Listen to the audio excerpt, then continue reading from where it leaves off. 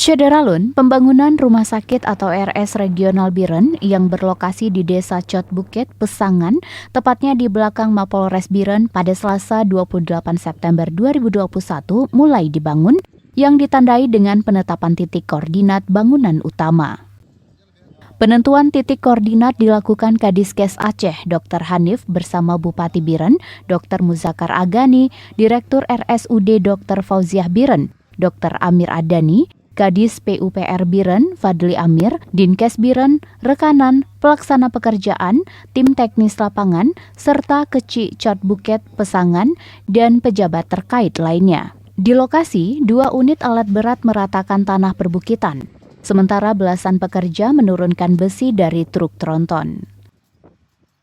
Kadiskes Aceh, Dr. Hanif berharap semua pihak mendukung dimulainya kelancaran pembangunan, seperti memberi akses jalan untuk mengangkut material dan berbagai aktivitas di lapangan. Bupati Biren Muzakar Agani mengatakan pembangunan rumah sakit yang sudah lama dinantikan masyarakat Biren pada tanggal 1 atau 2 Oktober 2021 akan dilakukan peletakan batu pertama pembangunan rumah sakit. Untuk hari ini sudah kita mulai, dan hari ini kita clearing kebersihan. Insya Allah tanggal 1 atau tanggal 2 kita akan mulai peletakan batu pertama. Dari Biren, Yusmandin Idris, Serambi On TV. Secara bertahap.